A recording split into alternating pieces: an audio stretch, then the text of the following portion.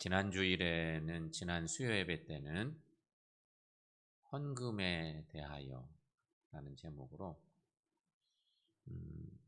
헌금에 대한 개괄적인 그런 이해를 촉구하는 그런 말씀들을 나눴었습니다. 그 중요한 내용들은 헌금의 정의가 뭔지, 또 헌금을 왜 드리는지, 그거는 하나님의 구원의 은혜, 구약의 제사 이야기도 하고, 근데 더 이상 제사 드릴 이유가 없는 예수님의 십자가의 구속의 은혜, 그 은혜로 말미암아 우리가 이제 주님의 구원의 은혜에 감사해서 헌금 드리는 그런 믿음의 삶을 산다, 이런 말씀 나눴었고, 그리고 헌금을 드릴 때 어떤 마음으로 드려야 되는지, 헌금을 드리는 신앙적인 자세에 대한 그런 말씀도 나눴었습니다. 그래서 헌금에 대한 개괄적인 얘기만 나눴었습니다. 오늘은 헌금에는 어떤 종류의 헌금들이 있는지, 그리고 그 헌금이 드려지면 교회는 그 헌금을 어떻게 관리하고 어떻게 헌금이 쓰여져야 되는지, 이런 부분에 대해서 말씀을 나누려고 합니다. 요즘은요, 교회 안에 드려진 헌금도 마찬가지지만 사회 구석구석마다 사회 모든 부분이 워낙 깨끗해지기도 하고, 옛날에 비해서 사회는 더 민주화되어 있고 그렇잖아요. 그래서 이렇게 눈 가리고 아웅하는 그런 시대는 완전히 갔습니다. 근데 분명한 건 어떻게 쓰이는지에 대해서 모든 사회 구성원들이, 모든 단체마다 거기에 관심이 많습니다. 교회도 실은 그거 더 잘해야 되는 시대를 살고 있는 것이죠. 그래서 오늘 우리가 헌금의 종류가 어떤 것이 있는지, 그 중에 가장 중요한 주제는 뭐니 해도 11조 헌금입니다. 그래서 첫 번째는 11조 헌금에 대한 것을 나누려고 합니다. 헌금의 종류 중에 첫째는 11조 헌금입니다. 11조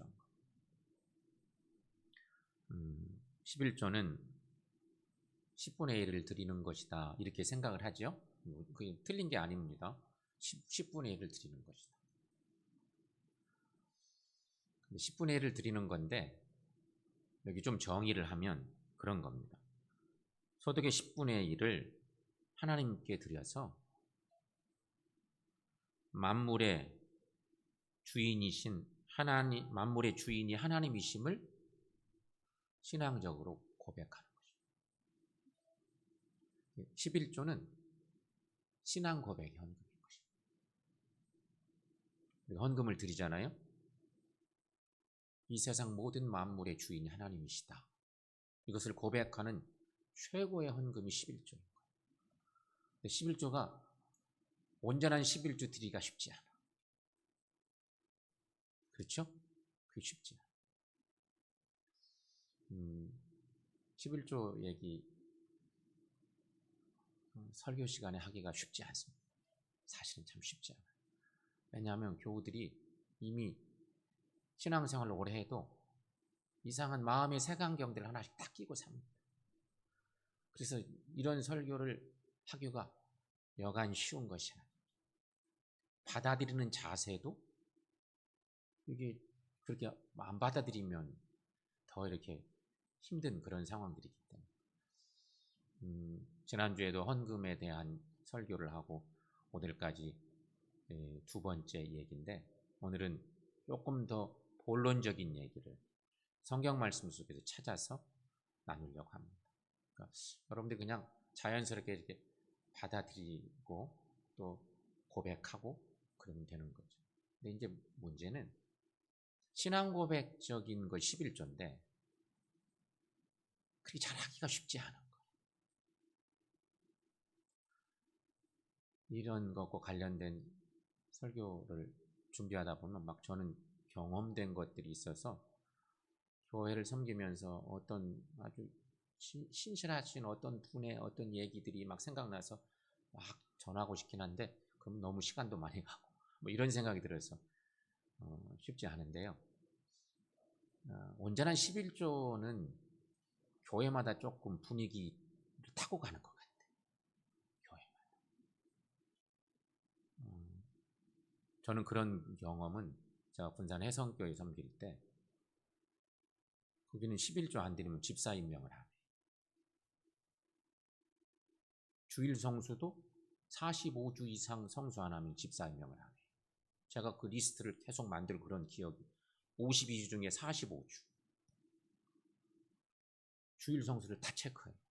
11조 안 하면 집사 임명을 안 하고 청년들이 다 11조예요. 그 군산 해성교회라는 교회가 그런 거예요. 상당히 규모한 600명, 6, 700명 모였던 교회인데도 시골에 우리 교당 교회지만 우리나라에서 가장 먼저 대형 버스를 산 교회였어요. 서울 다 통틀어서 일찍 대형 교회 같아요. 근데 그런 차량들도 교우들이 다 교회 예산으로 안 사. 교인들이 다 어떤 장로님이 전답하라서 맨 먼저 차를 사기 시작했어요. 70년대 라고 하죠. 71년도인가 뭐 70년도. 그런 교회예요, 교회. 그런 전통을 온 교우들이 타고 가는 거죠. 초등부 아이들도 한 100명, 제가 중고등부 아이들을 5년 동안 계속 예배를 인도했는데 한 120명, 130명쯤 중고등부 아이들이 있었는데 주마다 한 10대 명 정도씩 11조를 드려요. 아이들이 다는 아닌데 주마다 15명 정도 11조를 드리니까 한 60명 이상 넘는, 한 50% 이상 넘는 아이들이 11조 생활을 하는 거예요. 중학생들도, 중고등학생, 초등부도 마찬가지고. 그게 교회 전통이에요. 그래서 중고등부 예배를 드려도요, 어른들 예배하고 똑같이 그때만 해도 막 발표했어요. 누구누구 11조 드렸다. 교회 본 예배는요, 그거 하는데 10분은 걸려요. 11조 한 거 누구 막 이렇게 하고 워낙 교회가 큰데 아이들도 마찬가지. 애들 이름 막 호명해주고 그리고는 이제 기도해 주는 거죠. 저는 그때 그 교회 가서 일종의 엄청난 충격이죠. 그래서 우리 아이들 어린 시절부터 11조 헌금 해야 되겠다 이런 생각도 거기서 배우고. 초등부 아이들이 그렇게 11조를 하고 중고등부 청년 되면 무조건 직장 가면 다 11조 생활하고. 교회 분위기인 것 같아요. 분명한 신앙 고백, 자기 신앙 고백으로 드리는 거. 그런데 또 한 가지 여러분, 11조는 레위인을 봉양하며 구제사과 같은 일에 사용하기 위해서 하나님께서 제정하신 제도라는 것입니다. 제가 오래전에 대전에서 목회하면서 딱 한 번 11조 설교를 한 적이 있습니다. 가봤더니 사업하는 사람들이 11조를 안 하는 거예요. 2, 3년 뒤에 11조 설교를 몇 개월 준비하며 기도하면서 정말 몇 개월 준비하고 기도했어요. 그리고 11조 설교를 딱 한 번 했습니다. 교회는 놀라운 변화가 생겼습니다. 사업하는 사람들이 안 하던 11조를 하기 시작했습니다. 청년들은 자기들만 나오는 청년들이 몇 있었거든요. 부모는 안 다니고. 이놈들도 막 11조를 시작한 거예요. 한 번의 설교를 듣고 교회가 11조 안 하던 사람들 11조를 하기 시작했어요. 진짜 제가 한 3개월 이상 그 설교를 준비한 것 같아요. 기도하면서. 근데 그 설교에 교인들이 11조가 이렇게 중요하구나. 그래서 헌금 생활을 새롭게 결단하고 하는 그런 경험들을 했는데, 그때 제가 설교 제목을 11조 하나님이 세우신 복지제도. 11조 설교 제목 그렇게 정했었어요. 11조 하나님이 세우신 복지제도다. 그 정신을 살려가는 것이 교회야 돼. 근데 그것을 살리기가 쉽지가 않아. 성경의 말씀에는 분명히 오늘 저기도 그렇죠. 하나님께서 제정하신 제도.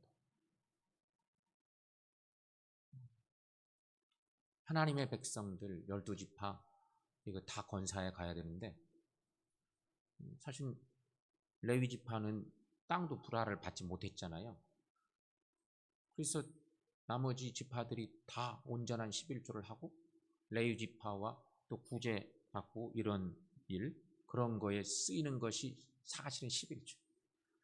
그 엄청난 11조가 그렇게 쓰여야 된다고 성서는 증거하고 있죠. 큰 틀에서는 이런 것들인데 따라서 여러분 성도는 반드시 11조 생활해야 된다는 것이죠. 자, 그러면 왜 그러느냐? 몇 가지만 쭉 찾아봅니다. 첫째, 11조는 하나님의 것이기 때문이라는 것입니다. 여러분 믿습니까? 11조는 하나님의 것이다. 이거 그리스도인을 사는 우리들에게 이거 중요한 신앙 고백입니다. 그 신앙 고백을 월마다 11조를 드릴 때마다 내 안에 혹시 욕심이 생길까 봐 그것을 온전히 드리면서 하나님을 높이는 행위. 내 것 삼으려고 하면 얼마나 많겠어. 하나님의 것을 온전히 드리는 것이다 하는 거죠. 하나님께서는 하나님의 백성들에게 11조를 드리라 명하셨습니다. 오늘 본문 말씀이죠. 말라기 3장 10절 말씀 여러분 함께 읽습니다. 만군의 여호와가 이르노라 너희의 온전한 11조를 창고에 들여 나의 집에 양식이 있게 하고 그것으로 나를 시험하여 내가 하늘의 문을 열고 너희에게 복을 쌓을 것이 없도록 붙지 아니하나 보라. 아멘. 유명한 본문의 말씀입니다. 하나님의 것이기 때문이라는 거예요. 성경으로 좀 돌아가 보면 지난주에도 나눴던 말씀과 연결이 되겠지만 창세기 1장에 보면 하나님께서 모든 것을 창조하신 후에 창조자 하나님께서 인간에게 그것을 주시며 정복하고 다스리라고 명하시죠. 당신이 다 만들어 놓은 것을 인간에게 위임해 주신 것이 마치 주인이 5달란트, 2달란트, 1달러 받은 사람들에게 몽땅 주고 먼 길 떠난 것과 똑같은 거의 같은 개념의 모습 아니겠어요? 그렇게 주시고 결국은 그것을 정복하고 다스리게 하셨어요. 인간은 하나님께로부터 받은 것을 가지고 살아가는 것이죠. 우리의 신앙 고백 속에 내게 주신 모든 물질 하나님 주신 것이다. 실은 우리가 이 땅에 올 때 빈손으로 왔잖아요. 아무것도 없이 왔어요. 그런데 지금 우리는 상당히 부유하게 살아요. 넉넉하게 살죠. 다 그게 하나님 은혜로 산다고 우리는 고백하잖아요. 하나님 우리에게 다 위임해 주셨는데 그것을 다스리고 살다 보니 우리 것이 된 것이 많은 것 같지만 사실은 그것이 다 하나님께로부터 온 것이라는 거지. 그러므로 여러분 우리는 10분의 1을 드리라는 하나님의 말씀에 순종하는 것이 필요하다는 것이죠. 레위기 27장 30절 말씀에 이런 말씀이 있어요. 자, 여러분 함께 읽습니다. 그리고 그 땅의 10분의 1 곧 그 땅의 곡식이나 나무의 열매는 그 10분의 1은 여호와의 것이니 여호와의 성물이라. 아멘. 레위기에 있는 말씀입니다. 여기 11조와 관련된 또 다른 표현의 말씀인 거죠. 근데 제가 언젠가 무슨 다큐멘터리를 이렇게 보는데 어떤 식물학자가 나와서 얘기를 하는 거예요. 지구상에 수만 종의 식물이 있는데 그 식물들 중에 10분의 1은 먹을 수가 없다는 거예요. 90%는 다 먹어도 괜찮대. 우리가 몰라서 못 먹는 거지 사실은 거의 다 먹을 수 있는데 약 10분의 1은 먹으면 죽어. 저는 그 얘기를 듣고 깜짝 놀랐어요. 그 식물학자 얘기예요. 모든 식물들 중에 막 산천에 흩어져 있는 모든 식물들 중에 거의 다 먹을 수 있다는 거예요. 어린 잎들은 거의 다 먹을 수 있어요. 근데 10% 정도는 먹으면 죽는데요. 저는 그 얘기를 들으면서 그 학자의 얘기는 그런 통계 얘기하는 거, 저는 그 얘기를 들으면서 이거 11조하고도 관계가 딱 있구나, 그런 생각을 그런 자동으로 하게 된 적이 있었습니다. 여호와의 성물이라. 그 10분의 1은 여호와의 것이니 여호와의 성물이라. 레위기에 이렇게 증거하고 있죠. 그런가 하면 11조를 드리지 않으면 하나님의 것을 도둑질하는 것이라. 아주 좀 과격하죠, 표현이.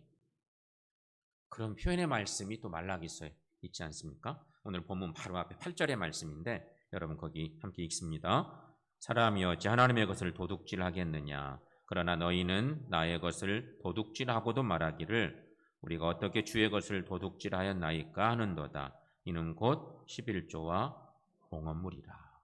아멘. 11조는 하나님의 것이다. 첫 번째는 그것입니다. 두 번째, 11조는 하늘 창고에 쌓는 일이라는 것입니다. 하늘 창고에 쌓는 것이다. 하늘 창고는 우리가 눈으로 볼 수가 없어요. 신령한 하나님 나라 창고에 쌓는 일. 말라기 오늘 본문에 말씀 보면 만군의 여호와가 이르노라 너희의 온전한 11조를 창고에 들여 나의 집에 양식이 있게 하고. 이 말씀을 직설적으로 표현하면 아마 성전을 얘기하는 듯한 표현 같지만, 그죠? 성전. 그런데 신앙적으로는 하늘 창고를 얘기합니다. 그런가 하면 셋째, 11조를 드리면 축복을 받게 된다는 것입니다. 축복받는다. 말라기 그것도 오늘 본문 10절 말씀이 있는데 그것으로 나를 시험하여 내가 하늘 문을 열고 너희에게 복을 쌓을 곳이 없도록 붙지 아니하나 보라. 이렇게 말씀하고 있습니다. 11조를 드리면 축복을 받게 된다. 온전한 11조. 특별히 우리가 이 11조 얘기하다 보면 우리는 잘 아는 미국의 당시 최고의 갑부였던 록펠러 얘기를 기억하죠? 록펠러는 정말 가난한 과부의 아들로 태어났어요. 아버지를 일찍 여의고 집이 너무너무 가난했어요. 근데 어머니가 돌아가실 때 록펠러에게 유언을 하잖아요. 그 유언의 여러 유언 중에 세 번째 유언이 네 호주머니에는 11조 드릴 것을 늘 준비하고 다녀라. 그런 유언이 세 번째고 쭉 10가지가 유언이 있어요. 신앙적인 유언 10가지. 세 번째가 11조였어요. 하나님 잘 섬기고 목사 잘 섬기고 11조 뭐 이렇게 하면 쭉 나오는 게 있거든. 11조, 네 호주머니에 늘 드릴 11조를 준비하고 다녀라. 근데 나중에 사업을 해서 크게 부흥을 하고 뭐 번창하고, 근데 그 내용 중에 반드시 본 성전에 가서 네가 섬기는 예배당 성전에 가서 예배를 드려야 된다. 주일 성수. 아무리 사업이 바빠도 꼭 그래야 된다. 뭐 이런 여러 가지 유언의 얘기가 있어요. 그걸 다 지키고 놀랍도록 축복을 받아서 당대 최고의 갑부가 되는 하나님의 사람이 됐다. 그런 신앙적인 거 우리가 잘 알죠? 그렇게 했더니 하나님 그런 복을 주셨다. 실천한 사람도 너무너무 대단하고 그것을 유언으로 남긴 어머니의 신앙 더더욱 또 대단하고. 자, 11조 축복을 주신다는 것이 마지막 네 번째는 11조는 어디에 쓰이는가? 성경의 말씀에 의지해서 확인해 보십시다. 이거는 별로 많이 이렇게 살펴보지는 많이 못했을 것 같은데 11조의 쓰임에 대한 성서 본문이 가장 자세하게 증거하는 것은 신명기 14장 말씀입니다. 여러분 신명기 14장은 한번 본문이 많아서 제가 올릴 수 없어서요. 그냥 놔뒀는데 14장 한번 찾아놔 보세요. 신명기 14장. 구약 285쪽.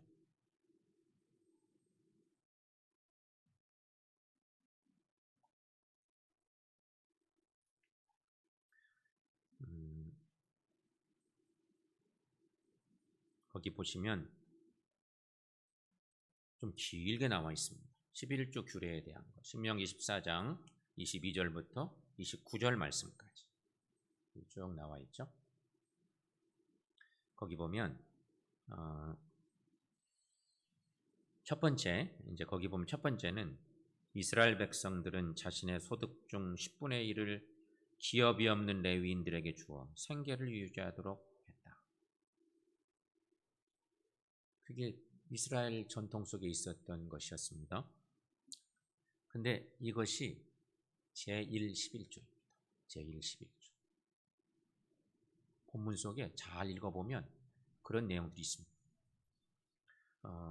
특별히 이것은 레위기 27장에 또 민수기 18장에도 제1.11조와 관련된 얘기는 거기 거의 동일하게 나타나는 본문입니다. 레위기와 민수기. 아까 레위기 17장 30절 한번 확인해서 읽어도 이것이 여호와의 성물이라 그 내용 읽은 적이 있는데 민수기서도 마찬가지입니다. 우리가 다 알고 있는 그런 내용들의 11조의 쓰임에 대한 이스라엘 공동체 12지파가 함께 살기 위해서는 하나님이 만든 법은 그거였습니다. 그런데 또 한 가지 있습니다. 제2.11조와 관련된 얘기가 있습니다. 어떤 학자는 제3.11조 얘기도 하기도 하지만 그렇진 않고 그건 비중은 작은 것 같고요. 제2.11조. 그 규례는 그렇습니다. 남은 10분의 9 중에서 다시 10분의 1을 떼어서 감사 축제의 경비로 사용했다는 것입니다. 이것이 바로 제2.11조입니다. 그런데 제2.11조 가운데에서도 안식년을 기준으로 이게 7년마다 안식년이 돌아오잖아요. 안식년이 돌아오는 그 7년째는 농사도 안 져요. 그럼 있잖아요. 그런데 그 안식년을 기준으로 매 3년 또 6년째 거둔 것에 대해서는 감사 축제에 사용하지 않고 구제 사업에 사용했다는 것입니다. 여기 오늘 말씀 중에 28절 신명기 14장 28절 29절로 이어지는 말씀들 속에 있는 내용이 그런 내용들입니다. 그러니까 제1.11조는 우리가 원래 알고 있는 그 11조의 개념이고요. 그 다음에 또 제2.11조는 감사 축제를 위해서 혹은 구제 사업을 위해서 11조를 썼다는 것입니다. 그래서 신명기 14장 28절 9절 말씀 쭉 읽어보면 그런 내용들이 마지막에 이제 29절에 그런 정리를 쭉 한 본문의 말씀들을 볼 수 있습니다. 여러분 11조 잘 드리는 것도 일단 중요하고 11조를 어떻게 쓰느냐도 중요합니다. 근데 교회들이 그것을 그렇게 쓰기가 그렇게 성경대로 쓰려면 정말 이게 정신 바짝 차리고 헌금 열심히 드리고 그렇게 써야 돼요. 우리가 온전한 11조들을 하기 시작하면 아마 하고도 남을 거예요. 하고도 교회가 물질이 넘쳐나고 나게 되죠. 정말 그럴 거예요. 여러분, 우리가 여기서 기도드릴 것은 우리가 마음으로 기도할 것은 11조를 온전한 11조를 드릴 수 있는 은혜를 주시라고 기도하고 동시에 교회는 성경대로 11조를 잘 쓸 수 있도록 건강한 교회 되게 해달라고 기도하는 것이 우리에게 필요하다 하는 것입니다. 그러면 악순환이 없는 거죠. 너무너무 감사하고 그렇게 교회 역할을 할 수 있는 그런 은혜가 우리 가운데 있기를 축원합니다. 두 번째는 감사헌금입니다. 감사헌금은 하나님께서 베푸신 은혜에 감사하여 드리는 헌금입니다. 오늘 본문 시편 136편 25, 26절 말씀 여러분 함께 읽습니다. 모든 육체에게 먹을 것을 주신 이에게 감사하라. 그 인자하심이 영원함이로다. 하늘의 하나님께 감사하라. 그 인자하심이 영원함이로다. 아멘. 이 시편 136편은 감사절에 그렇게 유명한 그런 시로 하나님을 찬양하는 시인데, 그 시의 마지막 부분에 모든 육체에게 먹을 것을 주신 이에게 감사. 여러분 식사 기도하실 때 얼마나 간절하게 기도하시는지 모르겠어요. 요새 막 비가 자꾸 오고 그래서 가을 장마, 늦장마 들었다 그러는데, 흉년 들려면 간단하게 흉년이 들 수도 있습니다. 날씨가 막 이상해서 이렇게 되면 흉년 들면 흉흉해지는 거죠. 민심이. 먹을 것을 주신 하나님 너무너무 감사. 사실 그래서 감사하는 거예요. 여러 가지 은혜에 감사해서 드리는 헌금, 그게 감사헌금. 근데 감사헌금은 일상적인 감사와 절기 감사가 있어요. 일상적인 감사는 우리가 잘 아는 것처럼 구원을 주신 하나님, 구원받음의 감사, 건강 주심의 감사, 직장에서 진급하게 해주셔서 감사, 취직하게 해주셔서 감사, 학교 지나가게 해주셔서 감사, 여러 가지 감사 조건이 있죠. 개업하게 해주셔서, 또 사업이 확장되게 해주셔서 감사하고, 생일, 결혼 관련된 여러 내 일상의 여러 삶 속에서 주신 은혜에 감사해서 드리는 감사예요. 있습니다. 다양한 감사한 거 있는 거죠. 절기 감사란 예수님이 죽으심으로 우리를 구원해 주셨는데, 죽으심에서 부활하신 그 부활절, 또 주님이 탄생하신 성탄절, 하나님께서 우리에게 먹거리를 주신 그 은혜 생각하면서 맥주절, 추수감사절, 이런 절기 감사하는 것이 있습니다. 이외에도 교회에 따라 교회를 짓거나 확장하기 위해서 드리는 건축헌금도 있고, 세계의 복음을 전하기 위해서 드리는 선교헌금도 있고, 이런 헌금들 굵직하게 보면 이것이 다 감사헌금의 범주 정도 속에 다 있는 그런 헌금들인 것입니다. 자, 그렇다면 이제 마지막으로 아까는 11조를 어떻게 써야 되나, 그런 11조쯤에서 그런 얘기를 나눴는데, 교회는 헌금을 어디에 쓰여질까? 교회에 드리는 헌금이 어디에 쓰여질까? 어떻게 써야 될까? 그런 얘기. 하나님께 드리는 헌금, 지난주에도 말씀드렸죠. 새신자들이나 넌 크리스찬들 같은 경우는, 예수 안 믿는 사람들은 헌금 드리면 목사가 다 이러고 저러고 하는 줄 알아요. 예수 안 믿는 사람들에게는 정말 대부분이 그렇게 생각해요. 그것도 교회에 부정적 영향을 줄 수 있는 한 요소일 수도 있어요. 그렇게 생각한다는 것 자체. 그런데 그렇지 않잖아요. 하나님께 드리는 헌금은 분명히 교회 재직회나 공동의회를 통해서 이렇게 결정된 범주 안에서 집행하고 그렇게 가는 거죠. 근데 교회가, 성도들은 넉넉한데, 성도들은 부유하게 사는데 교회가 경제적으로 어려워졌다. 그러면 교회는 너무너무 힘들어. 성도들은 넉넉한데, 성도들 살림은 넉넉한데 교회 살림은 너무 쪼들려. 그렇다고 하면 우리가 헌금 생활을 잘 못하고 있는 거예요. 그건 분명한 거죠. 제대로 헌금 생활을 못하고 있다고 하는 증거일 가능성이 있습니다.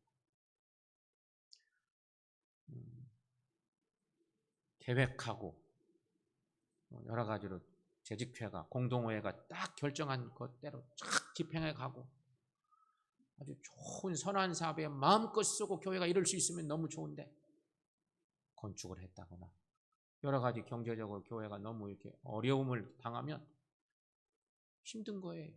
여러 상황들이. 그러면서 신앙적으로 더 손해나는 일이 자꾸 생기게 돼요. 그래서 교회는 여러분, 하나님께 드린 헌금은 반드시 재직회나 공동회에서 결정한 대로 그대로 최대한 그냥 흘러가듯이, 교회는 예산을 많이 모아놓으면 안 된다고 하는 것이 맞아요. 돈을 많이 쌓아놓으면 교회에서 거기서 부패가 생겨요. 그러니까 지금처럼 우리는 건축하고 난 뒤에 이런 그런 거 부담 때문에 그런 거죠. 교회가 그냥 평상시처럼 건축이 다 완료되고 다 그런 것이 청산되면 실은 교회 몇 천만 원씩 1억씩 막 모아두고 있을 이유가 없는 거죠. 교우들이 열심히 헌금 드리고 그러면 계획된 대로 집행을 하고 그 하나님의 선한 그런 것들이 성도들의 정성이 모아진 헌금이 드려졌으니까 세상으로 흘러갈 수 있도록 최대한 교회가 그런 통로를 만들어내고 그것 때문에 온 성도들이 행복해하고 더 열심으로 헌금을 드리고 이래야 되는데 그것이 안 되면 이래서 힘들고 저래서 힘들고 성도들도 막 위축돼. 그런 문제가 생기는 거죠. 그래서 중요한 건 여러분, 재직회나 공동회 결정한 대로 집행하는 것이 더 필요하고 중요하다. 잘 쓰이는 거 중요하다는 것입니다. 일반적으로 교회 헌금을 어디에 쓰여질까? 첫째는 교회 운영 관리에 쓰여집니다. 이거는 현실적인 얘기를 하는 것입니다. 조금은 현실적인. 교회 운영 관리에 1차적으로 쓰여집니다. 좀 아프지만 그렇습니다. 교회가 너무 어려우면 이것밖에 못하는 거예요. 나머지는 아예 못하고 교회 운영 관리만 하다가 다 막히는 현상이 나타날 수 있어요. 그렇잖아요? 두 번째, 전도와 선교를 위해 쓰여집니다.